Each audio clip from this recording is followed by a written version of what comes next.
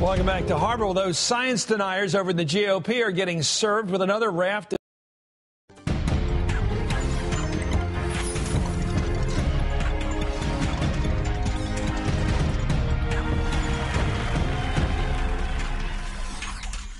Welcome back to Hardball. Those science deniers over in the GOP are getting served with another raft of scientific evidence that climate change is real and a big problem for everyone. An upcoming United Nations report outlined in New York, and the New York Times will show, quote, scientists who were confident before have even more confidence that climate change is real, it's due to us, it's a threat to us, and the urgency to act is even greater than ever. Now enter the Republican Party, where proven science is merely one of a few theories. Scientists all over this world say that the idea of human-induced global climate change is one of the greatest hoaxes perpetrated out of the scientific community. It is a hoax. There's no scientific consensus. Carbon dioxide, Mr. Speaker, is a natural byproduct of nature. Carbon dioxide is natural. It occurs in Earth. It is a part of the regular life cycle of Earth. In fact, life on planet Earth can't even exist without carbon dioxide. What is the Republican plan to deal with carbon emissions, which every major scientific organization has said is contributing to climate change? George, the idea that carbon dioxide is a carcinogen that is harmful to our environment is almost comical. Every time we exhale carbon dioxide. Every cow in the world, when they do what they do, you've got more carbon dioxide.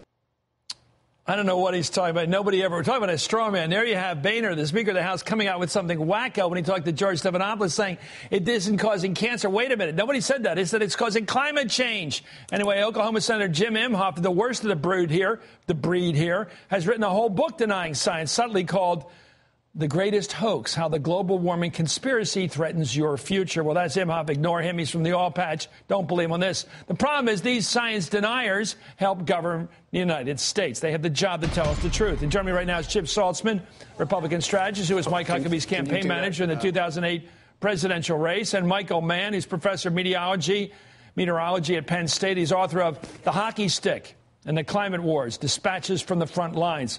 Professor, are you available? Did you get your sound on there? I think we've got it. Okay, Hi, let Chris. me ask you about this. My sense is that climate change and evolution are like gravity. They're a fact. Drop a quarter, it falls. It's a fact. Don't argue about it. It's not one of the many theories out there. It is a scientific reality. And if somebody has some other standard besides science, I want to hear what it is.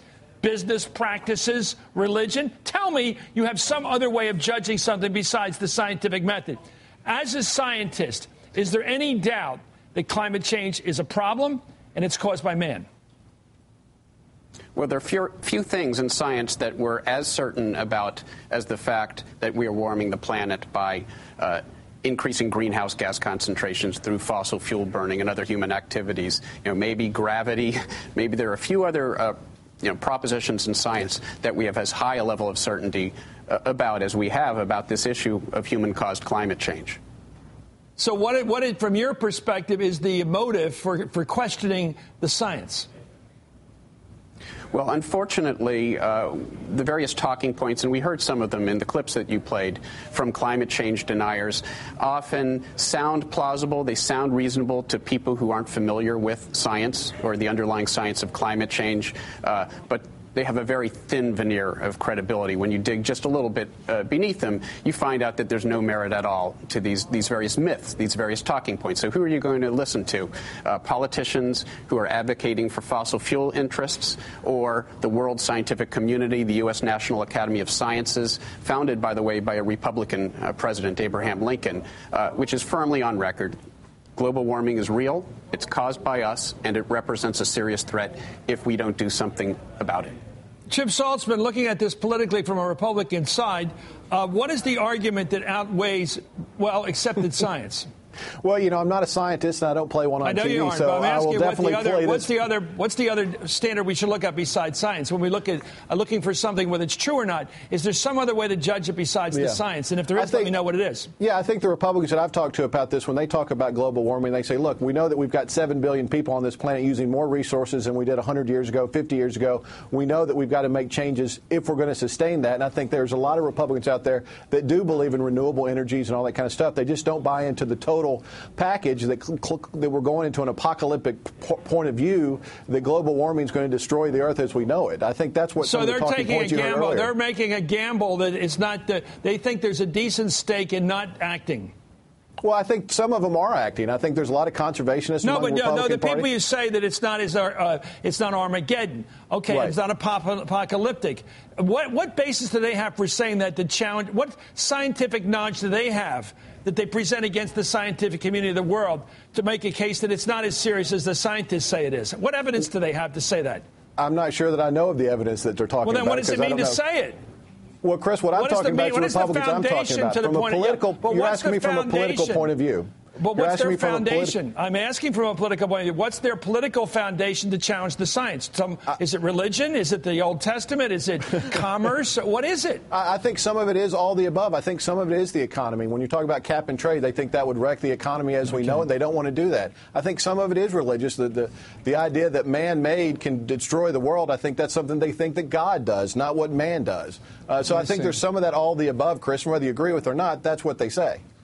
Yeah, well, we had a potential nuclear war between us and the Soviets in the 1950s and 60s and maybe into the 80s that I knew, and you knew, Chip, could have destroyed the world. So let's not deny the potential of man to destroy the world. Professor, it seems to me that there is an anti-science bent out there.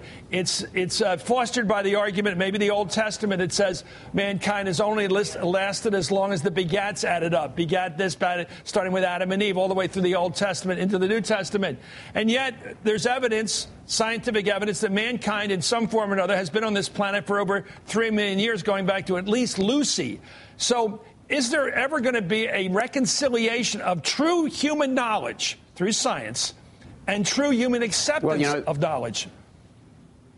Well, as you heard Chip sort of allude to, there is a bit of a schism that I think is emerging within the Republican Party.